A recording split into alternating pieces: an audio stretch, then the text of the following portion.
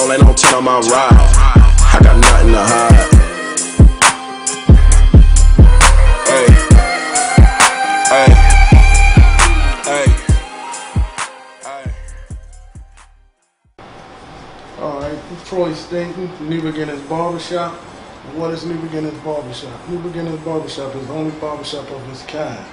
And with that being said, we use this as an alternative art space where we showcase artists, locally and nationally renowned artists just from all around the world. We work in conjunction with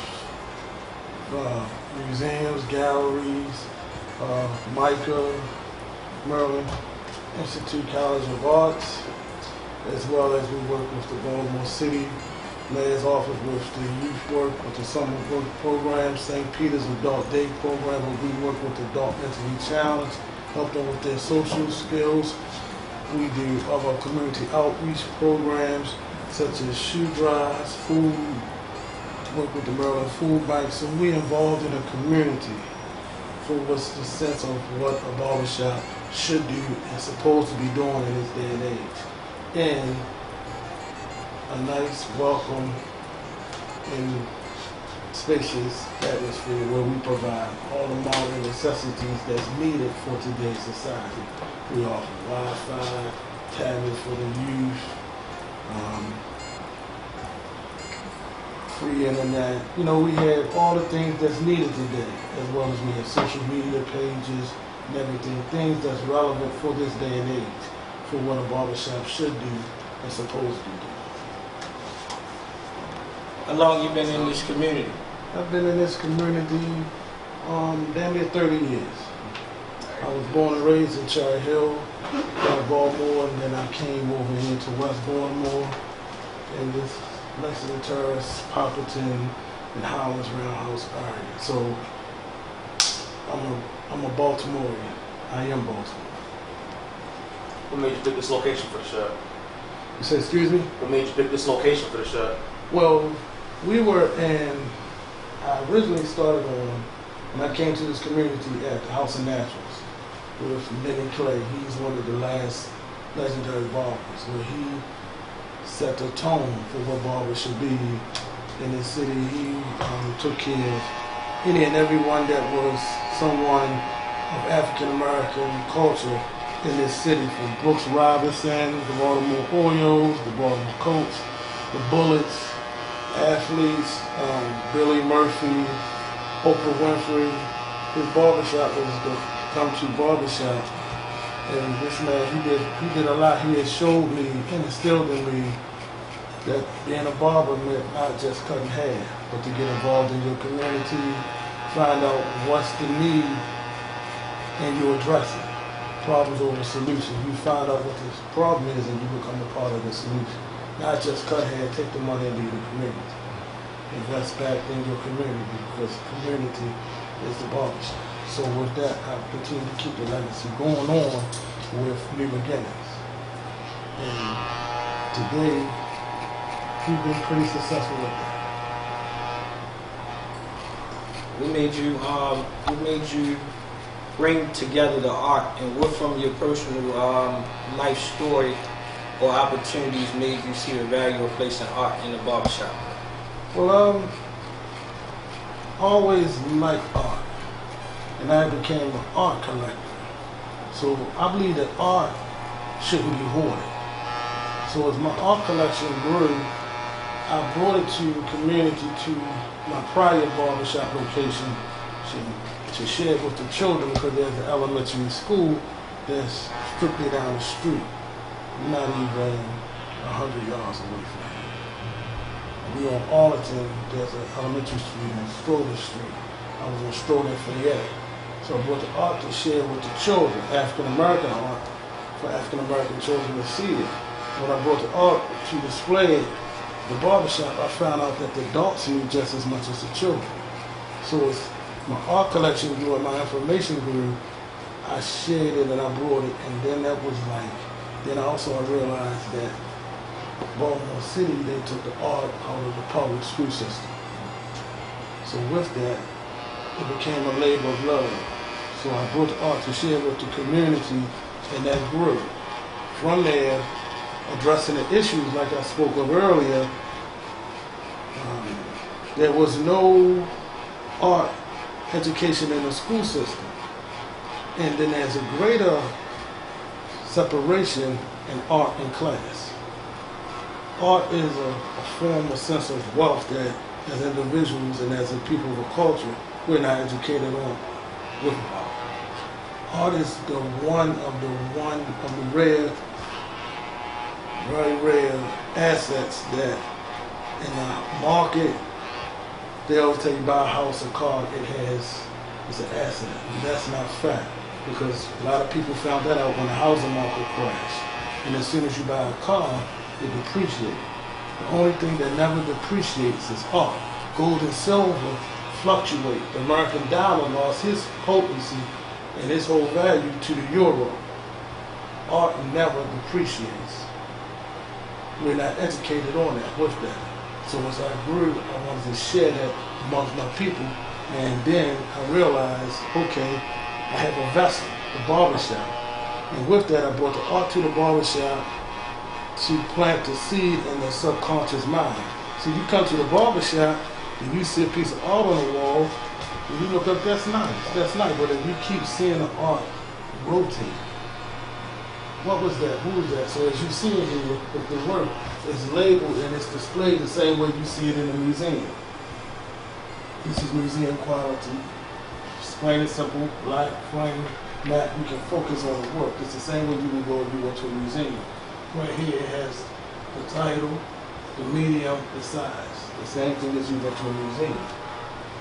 Art education. With that, there's a greater separation between the museums, the galleries, and then the communities. Because a lot of times museums and galleries can be intimidating. They're not warm, they're not welcome. They make you feel it. So with me understanding that, I took it a step further and I went to the museums and the galleries to build a rapport and a relationship with them. See, how could I be a part of the solution if I'm not addressing the whole issue? So with that, I started building a relationship and a rapport with artists, also with African American artists. And then from there, the ball started rolling. We building relationships and rapports, and from there, we started getting recognition, notoriety, publications. We've been in city papers, Baltimore Magazine, World News, CNN, all publications that started in a barbershop. With that, we stepped outside of the regular realm. We bring the art outside of the regular walls.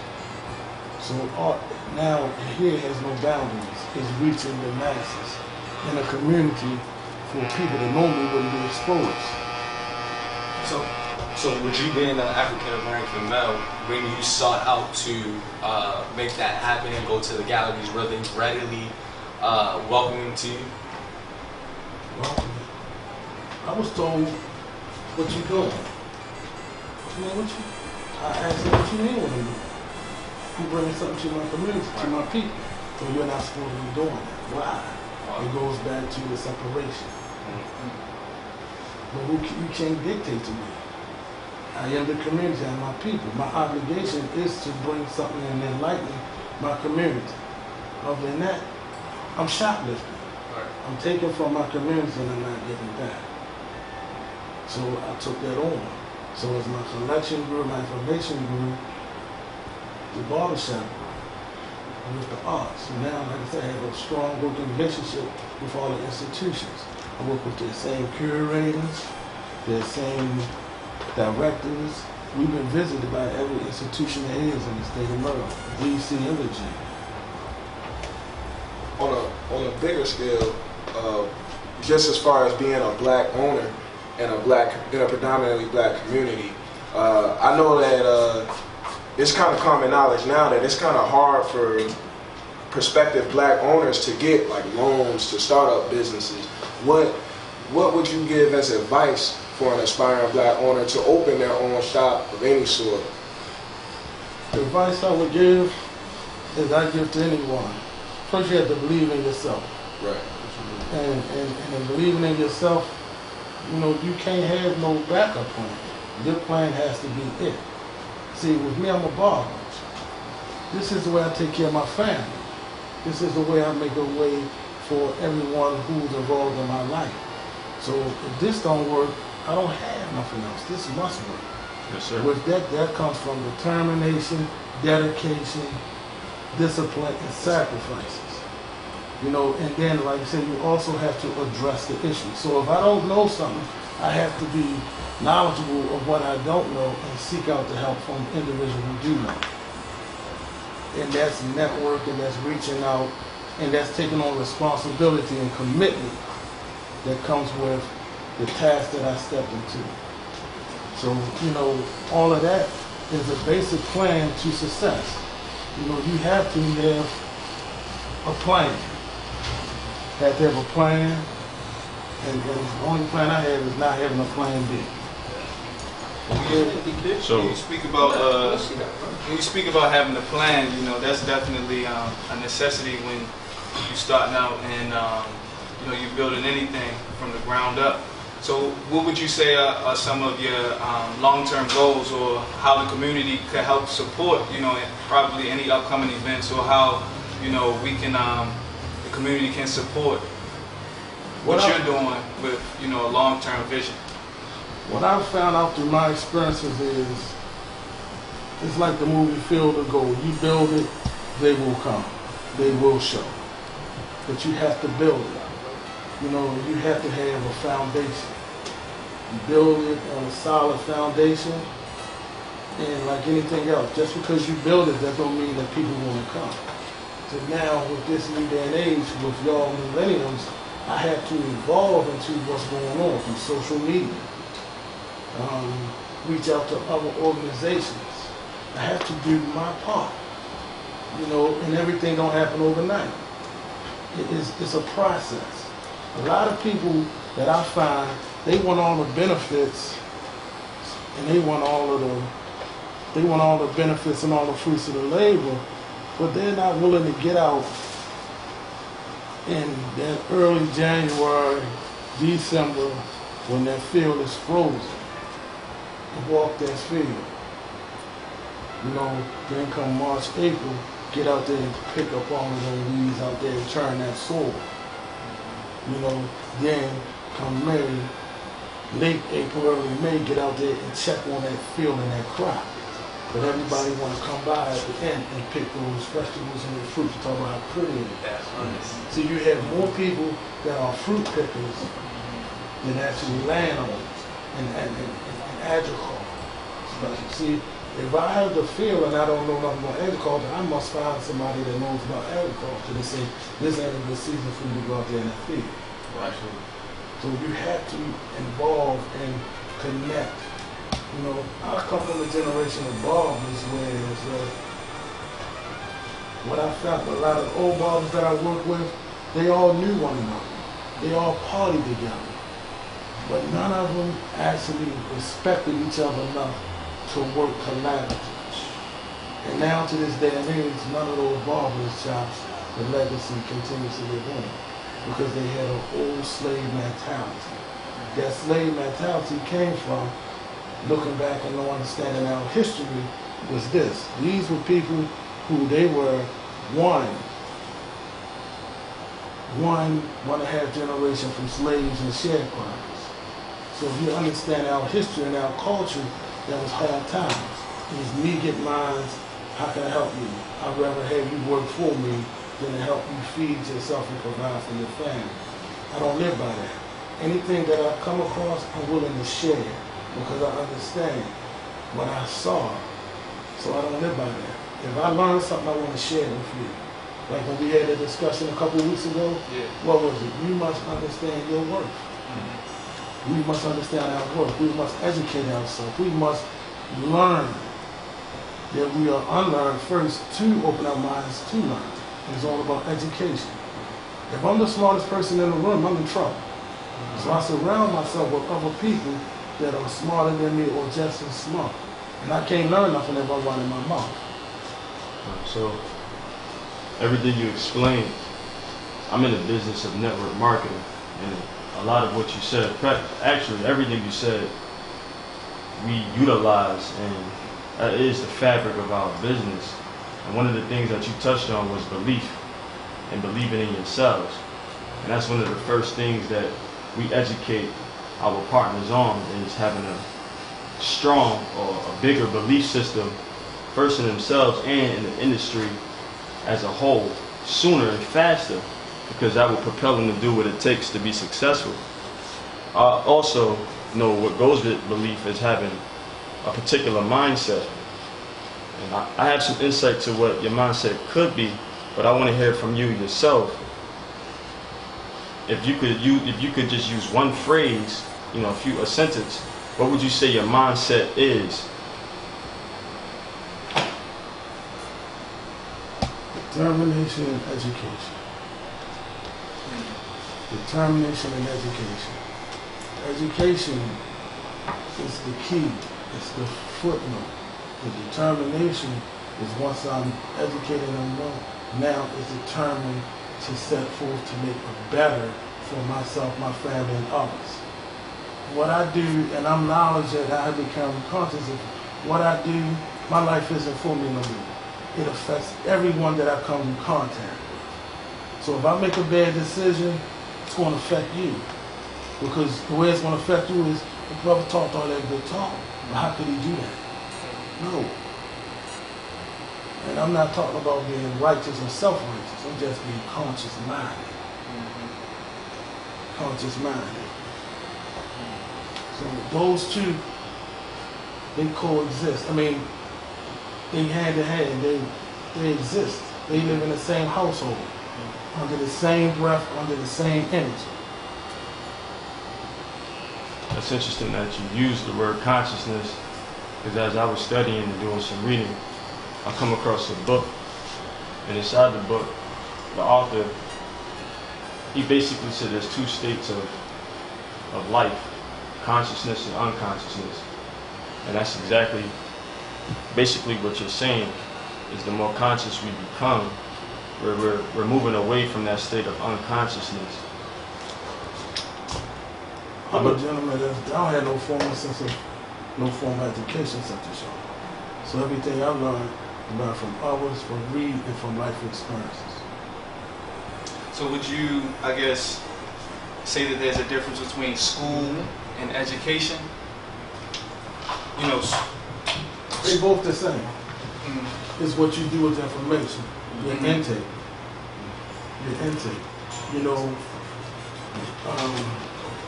Because I know a lot of people who, have all of these degrees and, they read elaborate books and common sense. Yeah, but they lack common sense and they lack the ability to socially connect with people and to, to meet people where they are in order to reach unified goals. So it's pretty interesting to understand your story, knowing that, honestly, you probably, I would say that you're the wisest person in the room right now, based on your experience. But a lot of people in this culture, day and age, is so focused on, let me get the degree, or, let me get these papers and let me finish school, just so I can go get a 9 to 5. So I guess, how would you basically explain the difference between having common sense and having book knowledge? There's an old saying that everybody don't have common sense. That's true. And some people, they like to have. Some people have degrees and been to school and doctors.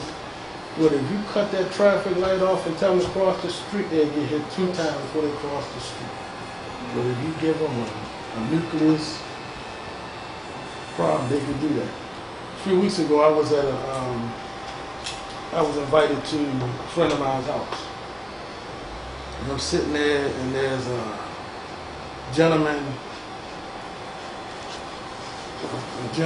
from New York, businessman, business investor, black gentleman, Road Scout. He's to my right, I'm in the middle. There's another Caucasian gentleman. John made a statement. He said, "I'm so smart. I'm too smart." Double doctorate, and as he spoke, it sounded like he was doing a TED talk. What happened was I identified, and I had no sense to identify my market and where I was.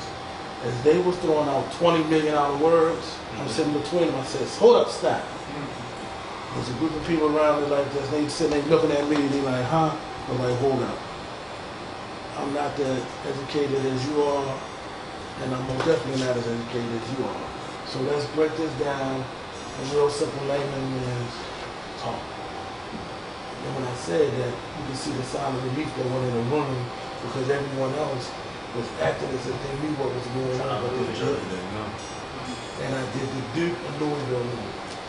See, when Louisville got the ball and they running, as long as they doing that running gun, you can't stop it. But what Duke do? Duke will get that ball, they will slow the momentum down, they're going to pass it 5 times and shoot. 9 times out of 10, what they're going to do? They're going to win. But if Duke go into a running gun, you're going to blow them out. So I knew my mark had to slow it down. Keep it real simple. And at the end of the evening, everyone was asking me, what's your name? Where your barbershop at? I want to come and sit and talk. You got to know your audience. You got to be true to yourself. At that moment, I could have been phony, but would that have been beneficial to me? No. I know who I am. And that's confidence. That comes from self-awareness, self-esteem, self-respect. And we have to be conscious of that. So just because you have a whole lot of titles, I'm just a little barber.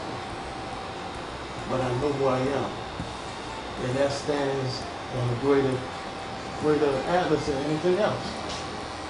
So, self-awareness.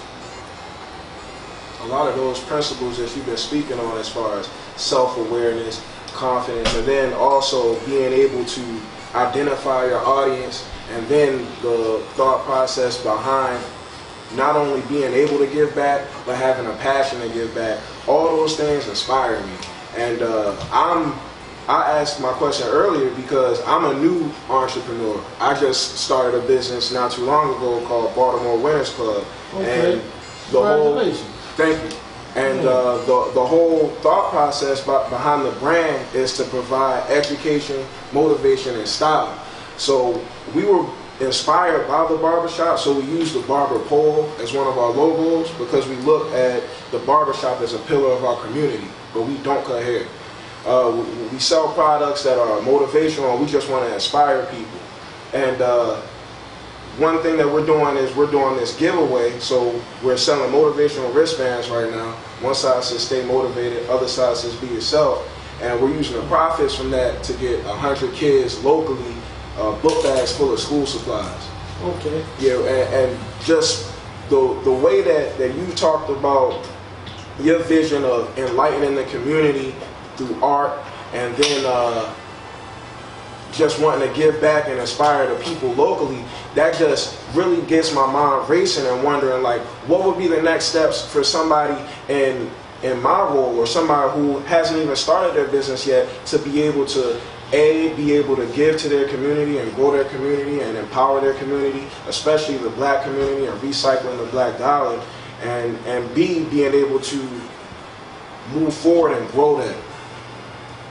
If you can think it, and you can visualize it, it can become a reality. So you took the first step. Now, with that, like I said, do some things. And that thing that you think, no, that wouldn't work, that's crazy, do that. Make that a reality. Connect yourself with your resources and your network. And be open to your own shortcomings. And what I mean by that, some things will happen and you realize I shouldn't have done it, but that was a test to let you know maybe this wasn't the time. But that experience will come back and that'll be a guide too. But don't give up. Don't give up. Because you are the pioneer and the pathfinder for the ones that's coming behind you. And there's also someone that's out there doing something, but they're waiting for you. You might not identify it, you might not know it, but what you have is a key component.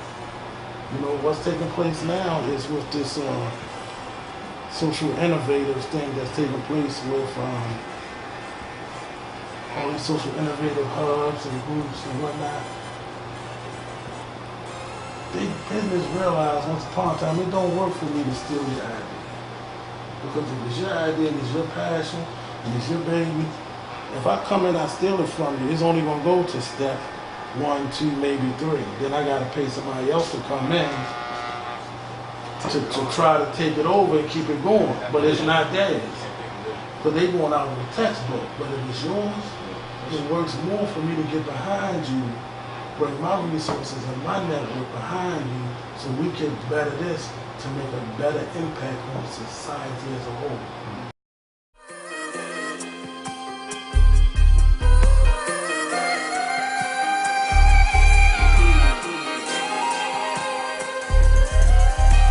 Bitch ball ain't on 10 on my ride. I got nothing to hide. Hey, hey, hey, hey. Fishball ain't on 10 on my ride. Cold out in my top down. West side reppin' all of my life. Baltimore on top now. Let me tell you how this shit goes. When you got these sick flaws, these thoughts I get be heaven sent. Last week had a dream I be president. My upbringing wasn't elegant, but that's irrelevant. My decisions impact who I love. Who I am is the same that I was. I'm west side, that the class in the cut. Free all of my locked up. Rest in peace to my that's gone. I pray that all our seeds grow strong. Express my feelings in songs. That's the way I live. New fans every verse that I'm on. NASCAR condensed.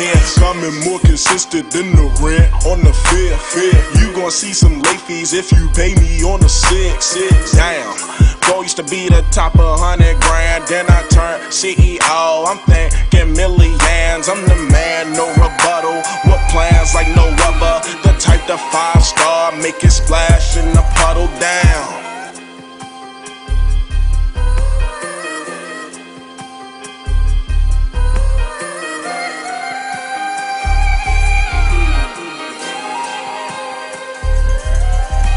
I get better every time I rap. Maybe it's because I'm black. Maybe it's because I possess everything they said we lack. Concentration, dedication, perseverance, enhanced from meditation. I'm hella patient, making observations, plotting out my emancipation. Getting free is all I'm waiting for. I know I gotta make it. Oh, I know I'm gonna make it. Ain't nobody stopping me. I'm on my 360 degree. My mama fed me broccoli. My circle tighter than a spiral. Touchdown from that MVP. Dab cam, look at me now. The man I'm becoming is making me proud. I'm eating spinach, but I'm not around. Not to mention that I polish my sound. Also worth notice, I'm changing the town. Still promoting that Mosby for mayor. I ain't never sold a drug in my life. Too many get caught in the strife. Free my locked down. I said that shit once, I'm saying it twice. Rhymes ain't the only way to lock a I know plenty people in prison and mines. I'm using rhymes to open the mind and share it all with the world. Get all the things we deserve. Share the knowledge with the herd. I'm classy, low key, not flashy. Go and get it now for them times we never had. I'm the man like no other. I adjust you to cover. It's Dr. Chaz. Listen to me splash.